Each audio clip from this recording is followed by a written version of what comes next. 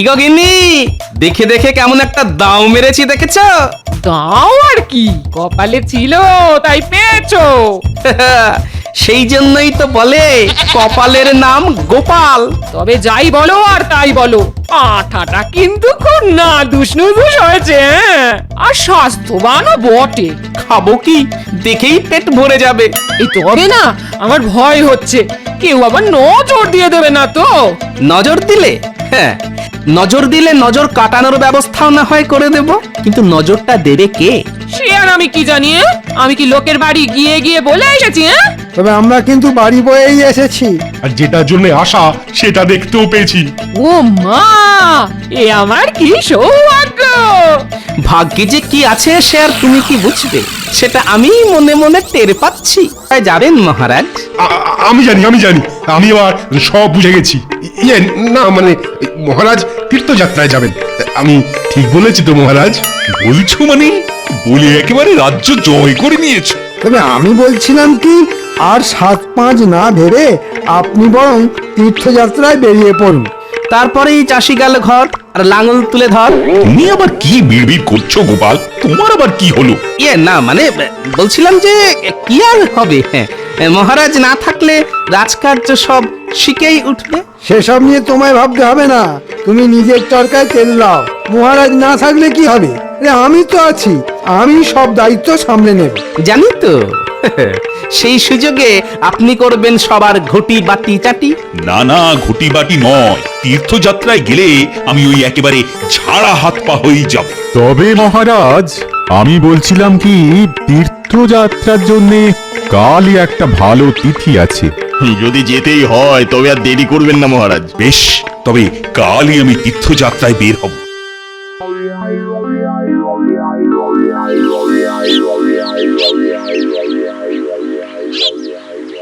ও বাবা, সবাই যে দেখছি আমাকে বিদায় জানানোর জন্য একেবারে সাত সকালে এসেই জড়ো হয়েছ। আপনি তীর্থযাত্রা করে পুণ্য করবেন, আর আমরা আপনাকে বিদায় জানিয়ে সেই পুণ্যের কিছুটা কুড়িয়ে নেব। বাহ বাহ বাহ বাহ, এটা মন্দ নয়, মতলবটা বেশ ভালো। হ্যাঁ মহারাজ, কথাতেই তো আছে ঘ্রাণেনং অর্ধ ভোজনং। ভোজনই করো আর শয়নই করো, সামলাতে তো আমাকেই হবে। যে খায় ননি তাকে যোগায় চিন্তামণি। তাই আমাদের কথা অতটা না ভাবলেও হবে মন্ত্রী মশাই। মন্ত্রী দেখছি এখন থেকেই বেশ চাপ নিয়ে ফেলেছে। আমার ওপর দায়িত্ব দিয়ে আপনি নিশ্চিন্তে তীর্থযাত্রা করে আসুন মহারাজ, আমি এদিকে সব সামলে নেব। আর মন্ত্রী মশাইকে না হয় আমি সামলাবো। উনি যদি ডালে ডালে যান, আমি তাহলে পাতায় পাতায় যাব। হ্যাঁ, সেই বরং ভালো। তোমরা যে যেদিকে পারো যাও, একদিন তোমাদের কাউকেই আর কোনো দায়িত্ব কাঁধে তুলে নিতে হবে না। সে আবার কি মহারাজ? আমাদের কি কাজকর্ম নেই? ভেবেও দেখলাম তোমাদেরও না মাঝে মাঝে ছুটি দেওয়া দরকার। এটা আপনি একেবারে আমার মনের কথা বলেছেন মহারাজ। জানি তো, আর তাই আমি যখন তীর্থযাত্রায় থাকবো তখন রাজসভাতে সবার বেশ অনেক দিন ছুটি থাকবে। সে আবার কি, ভাবলাম কয়েকদিন দিব্যি রাজ্য শাসন করব, তা নয় একেবারে ছুটি। ছুটি ছুটি ছুটি, খাবো গরম গরম রুটি, গরমকালে পটল ঝিঙে, শীতে মটর শুটি। হ্যাঁ হ্যাঁ, এই কদিন তোমাদের সবার কাজের ছুটি। যে যার মতো খাও দাও, আমোদ প্রমোদ করো। আরে এ তো মেঘ না চাইতেই জল মহারাজ। অসময় এমন ছুটি দিয়ে আপনি তো একবারে চমকে দিয়েছেন। চিন্তা নেই পণ্ডিত, চিন্তা নেই, চমকের আরো বাকি আছে। তার মানে চমকের ওপর চমক। মনে হচ্ছে মহারাজ মনে মনে বেশ ভালোই ফন্দি ফিকির করেছে। এখন যাওয়ার আগে আমি রাজসভাসদদের মধ্যে বাছাই করা দুজনকে তাদের রসনা তৃপ্তির জন্য দুটো উপহার দিতে চাই। বাছাই করা, তার মানে সবই ভাগ্যের ব্যাপার। সেই দুজন ভাগ্যবান কে মহারাজ? আর যেই হোক তুমি নও। ওহ, খাবার কথা শুনেই জিভ একেবারে লগলগ করে উঠল। সময় পেলে আমি অবশ্য গণনা করে বলে দিতে পারি। গণনা করতে হবে না, কারা উপহার পাবে সেটা আমি একটা ওই ভাগ্য নির্ধারণ পরীক্ষার মধ্যে দিয়েই ঠিক করব। কিন্তু উপহার দুটি কি মহারাজ? উপহার দুটোর মধ্যে একটা গাছে পাওয়া যায়, আরেকটা মাঠে পাওয়া যায়। তাহলে শুরু করুন মহারাজ, আপনার ভাগ্য নির্ধারণ খেলা। এই ঝোলার মধ্যে 8টা চিরকুট আছে, তার মধ্যে দুটোতে লেখা আছে সেই উপহার। এবার সবাই এসে একটা করে চিরকুট তুলে ফেলো।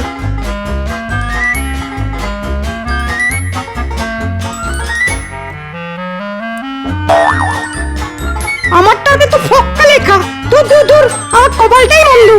আমারটা তো তাই দুধ চাই। দেখি আমারটাই কি পড়েছে। ও বাবা, এতেও তো ফক্কা। না না, আমারটাই যেন অন্য কি লেখা আছে। ওরে বাবা, এ আবার কি? গাছ পাঠা। এবার আমার পালা, দেখি আরে সাবাস, আর আমার ভাগ্যে পড়েছে শুধু পাঁঠা। এবার বুঝলে তো, একটা হলো পাঁঠা ছাগল যেটা মাঠে পাওয়া যায়, আর একটা হলো গাছ পাঠা মানে এঁচোড় যেটা গাছে পাওয়া যায়। দূর দূর, আমার কপালটাই দেখছি খারাপ। যা লাভ হবার সে তো গোপালেরই হলো। এখন যাও, উপহার যথা সময়ে তোমাদের বাড়িতে পৌঁছে যাবে। তাহলে আমি চললাম তীর্থযাত্রা করতে।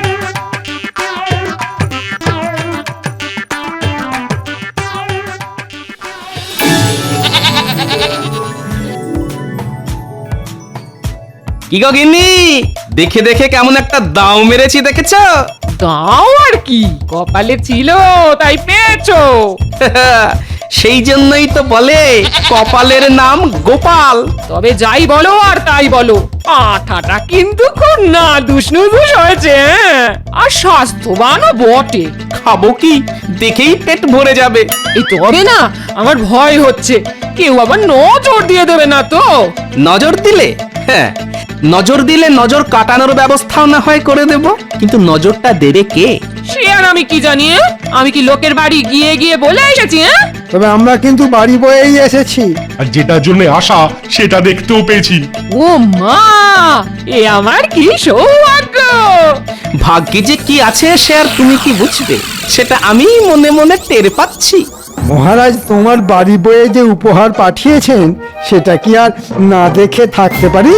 ও, এমন নভরকান্তি পাঁঠা দেখলে চোখ যেন জুড়িয়ে যায়। আর এমন পাঠা আর কটাই বা আছে এ রাজ্যে?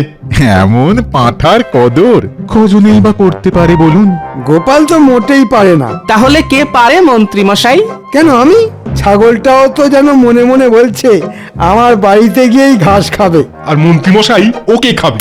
ও মা, ছাগলটা আবার এইসব বলছে নাকি, হ্যাঁ? আপনি ছাড়া ছাগলের মনের কথা আর কেই বা বুঝতে পারে বলুন মন্ত্রী মশাই? আপনি কি চাইছেন সেটা পরিষ্কার করে বললেই তো হয়। হ্যাঁ হ্যাঁ, মানে জলের মতন পরিষ্কার করে দিন। ও ভাই গোপাল, বলছি ওই যে ছাগলটা কচি কচি ঘাস খাচ্ছে ওইটাই যে আমার চাই। মন্ত্রী মশাই যখন সরাসরি চাইছেন তখন এতে কোনো দোষ নেই। একে গোপাল, তুমি তো হ্যাঁও করছো না হুঁও করছো না। আগে কি আর বলি, পাগলে কিনা বলে ছাগলে কিনা খায়। তার মানে আমি পাগল? আপনি যে কি সেটা আর আপনার থেকে ভালো কে জানে মন্ত্রী মশাই? কিন্তু তুমি কি জানো সেটা তো বলবে নাকি? আমার পাঠা আমি দেব না, পরিষ্কার। তাহলে এটাই তোমার শেষ কথা? আমার অনুরোধ তুমি রাখবে না ভাই গোপাল? কি করে রাখি মন্ত্রী মশাই, কথাতেই তো আছে ভদ্রলোকের এক কথা। বটে, তবে আমিও দেখছি ওই পাঁঠার মাংস কার মুখে ওঠে। আপনি কি কিছু বললেন মন্ত্রী মশাই? হ্যাঁ মানে না, না দিলে আমি কি আর কেড়ে নিয়ে যাব? ঠিক আছে, তোমার পাঁঠা তোমারই থাক। মহারাজের দেওয়া উপহার যার ঘরে আছে তারই থাক। বলি, মন্ত্রী মশাই যে কি বলে গেল আমি তো কিছুই বুঝলাম না, হ্যাঁ? কিন্তু আমি তো বুঝে গেছি গিন্নি, পুরো ব্যাপারটাই এখন আমার কাছে জলের মতো পরিষ্কার। মন্ত্রী মশাই এতবার বললেন তবু গোপাল শুনলো না। এই কাজ করা গোপালের উচিত হলো না। আমার তো মনে হচ্ছে পাঁঠাটাকে খপ করে ধরে ঝপ করে এখানে নিয়ে চলে আসি। না না, আমার মনে হচ্ছে কাজটা অতটা সহজ হবে না। কিন্তু মন্ত্রী মশাই তো কিছুই বলছেন না, আমরাই খামোখা ভেবে মরছি। আমি আর কি ভাববো? সোজা আঙুলে যখন ঘি ওঠেনি তখন আঙুলটা বেঁকাতেই হবে। আঙুল বেঁকানো তুচ্ছ ব্যাপার, আমি ইস্পাত দণ্ড গায়ের জোরে বেঁকিয়ে দিতে পারি। হ্যাঁ, ওহ, মহারাজ কি সাধে বলে যে তোমার মাথায় গোবর পোড়া আছে? মনে হচ্ছে মন্ত্রী মশাই মনে মনে কোনো পরিকল্পনা করেছেন।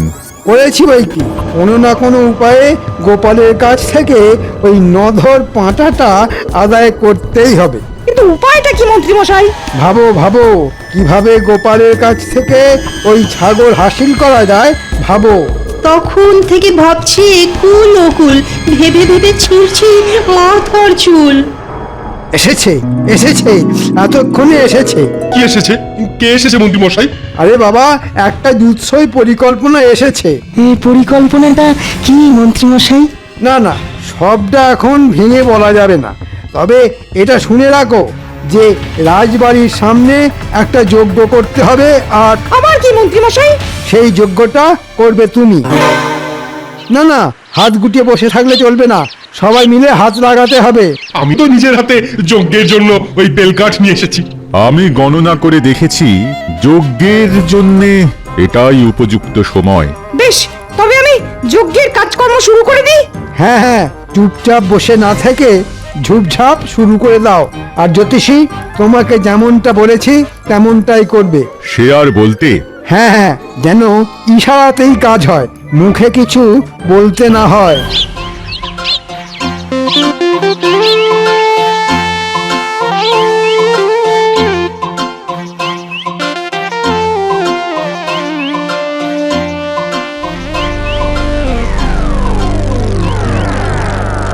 চালাও পণ্ডিত, আরো জোরে চালাও। আর কিছু না হোক, জাঁকজমকটা দেখাতে হবে। পণ্ডিত যা ছড়িয়ে বসেছে তাতে আর কিছু হোক না হোক, ওই লোক জানাজানিটা বেশ ভালোই হবে মনে হচ্ছে। লোকজন নয়, শুধু গোপাল জানলেই আমার কাজ হয়ে যাবে। তাহলে ধরে নিন আপনার কাজ হয়ে গেছে। কেন কেন? ওই দেখুন, গোপাল তো গুটি গুটি পায়ে এদিকেই আসছে।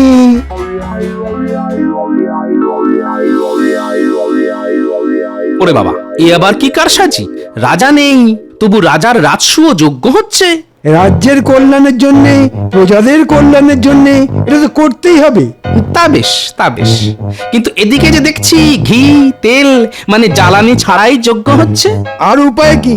রাজবাড়িতে কেউ নেই, তাই ঘিয়ের জোগাড় হয়নি। তবে এ যা হচ্ছে তাও দেখার মতো। তাহলে এটাই না হয় দেখি। দেখো দেখো, এমন যজ্ঞ কি আর রোজ রোজ হয়? অমঙ্গল নেমে আসছে, অমঙ্গল, ঘোর অমঙ্গল। ধ্বংস হয়ে যাবে, সব ধ্বংস হয়ে যাবে। আরে আরে, এর আবার হঠাৎ কি হলো? জ্বালানি ছাড়া যজ্ঞ করার ফল খুব খারাপ হবে। কি আর এমন হবে শুনি? আমি গণনা করে দেখছি, এক্ষুনি দেখছি।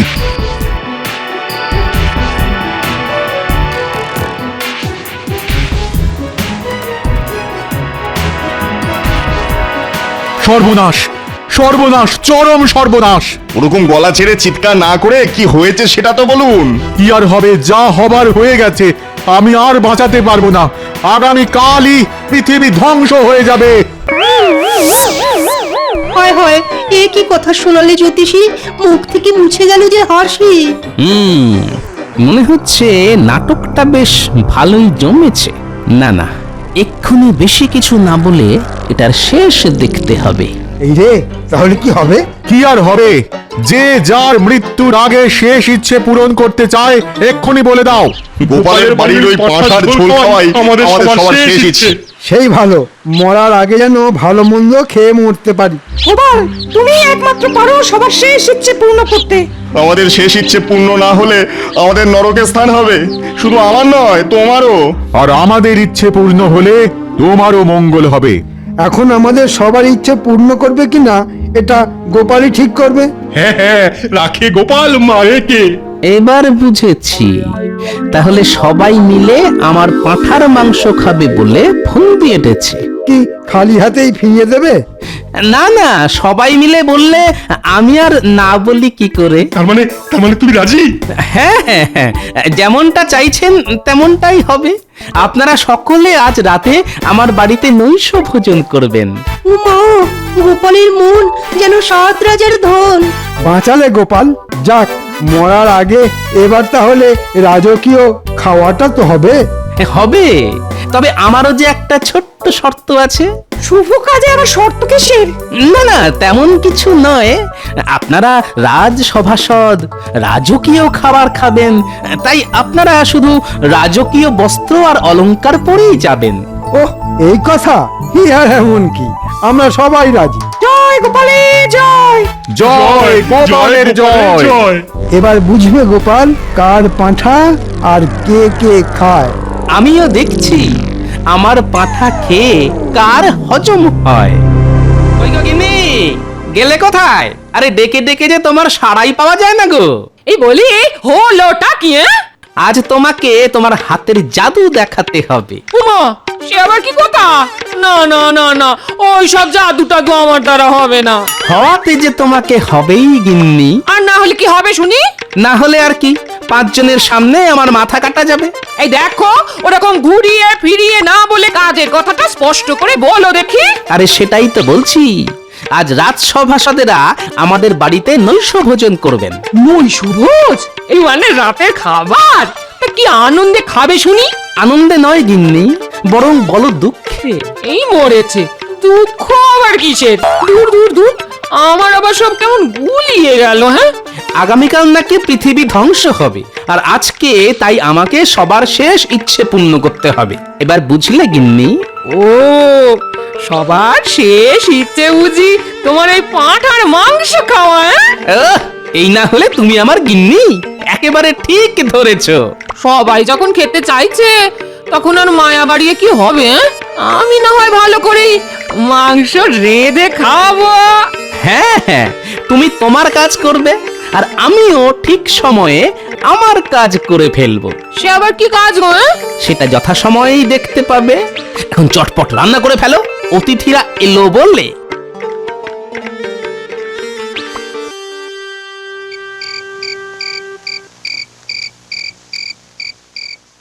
এই যে গোপাল, আমরা এসে গেছি। আমি তো সেই কখন থেকে আপনাদেরই পথ চেয়ে বসে আছি। কিন্তু আমরা যে আর বসতে পারছি না। এদিকে সব তৈরি তো? না মানে ওই পেটের ভেতর যেন একেবারে ছুঁচো লাফাচ্ছে। না, আয়োজন মনে হচ্ছে বেশ ভালোই হয়েছে। হ্যাঁ, খাবো কি? গন্ধ শুকেই তো পেট ভরে যাচ্ছে। তাহলে শুভ কাজে আর দেরি করে কি হবে? হ্যাঁ হ্যাঁ, চিন্তা করবেন না, একেবারে গরম গরম পাতে পড়ে যাবে। আমার কি সৌভাগ্য, আপনাদের মতো অতিথিদের সেবা করতে পারবো। চলে এসো তাড়াতাড়ি, বসে পড়ো আহারে, তারপর দেখবে খানা কয় কাহারে।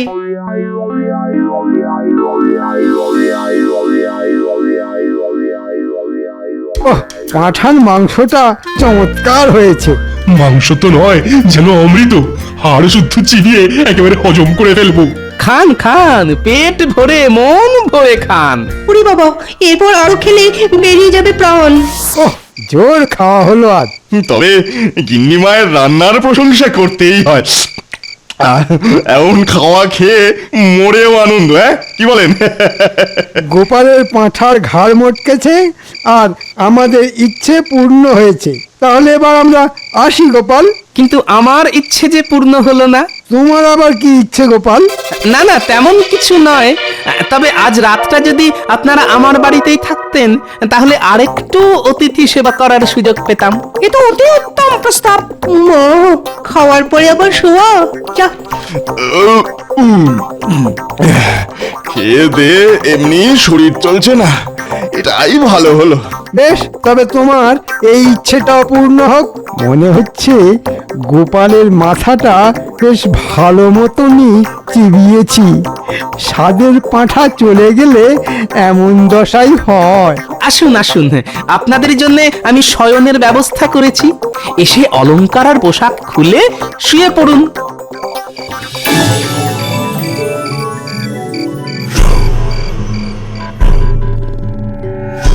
পাঁঠার মাংস দিয়ে ভুঁড়ি ভোজ সেরে সবাই বেশ জমিয়ে ঘুম দিচ্ছে। এটাই তো আমি চাইছিলাম।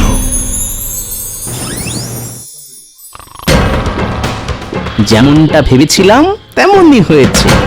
অলংকার পাশেই খুলে রেখেছে, আর ঘুমানোর সময় রাজকীয় পোশাক ঘরের দড়িতে মেলে রেখেছে। না, সবাই দেখছি গাঢ় ঘুম দিচ্ছে, তাই কাজের কাজটা এখনই করে ফেলতে হবে।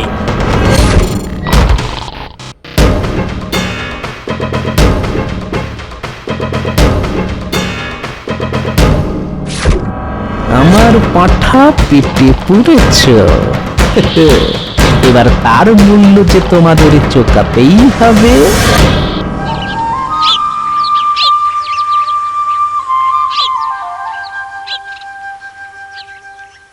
আরে আরে, ব্যাপার কি? পোশাকগুলো সব গেল কোথায়? শেষে কিনা কপালে এই আবার কি রকম অরাজকতা? আরে আরে, সবাই যে দেখছি উঠে পড়েছেন। কেন মনে হচ্ছে দেখে যেন একেবারে চমকে যাচ্ছ? সবাইকেই জানাই সুপ্রভাত। প্রভাতটার শু হলো কই? পোশাক আশাক সবই তো দেখছি গায়েব হয়ে গেছে। কিন্তু আমাদের অত দামি পোশাক সব গেল কোথায়? ওদের কি রাতারাতি পা হলো নাকি ডানা গজালো? তা কেন হবে? আসলে ওই জামা কাপড় হাতে বেচেই তো আমি এই পাঁঠা কিনে এনেছি। হ্যাঁ, বেচে দিয়েছো, কিন্তু কেন? আজ তো পৃথিবী ধ্বংস হয়ে যাবে, সবাই পরলোকে চলে যাবে। মানুষ খালি হাতে পায়ে এই পৃথিবীতে এসেছে আর খালি হাতে পেয়েই যাবে। তাই কাপড়ের আর কি দরকার মন্ত্রী মশাই? তারপরে তুমি সব বেচে দেবে? হ্যাঁ, না না, মরে গেলে তো কিছুই থাকবে না। আপনারা আমার পুরস্কারের প্রাপ্য পাঁঠা হজম করেছেন, আমি তো আর রসনা তৃপ্তি পূরণ না করে থাকতে পারি না। তাই আমিও এটা নিয়ে এলাম। একটা পাঁঠা গেল, তার বদলে আবার একটা চলে এলো। আপনার চাল অনেক আগেই ধরে ফেলেছে গোপাল। তাই তো দেখছি। এই বেশ ভালো হলো, কারো ইচ্ছেই আর অপূর্ণ থাকলো না। কি মন্ত্রী মশাই, কেমন দিলাম?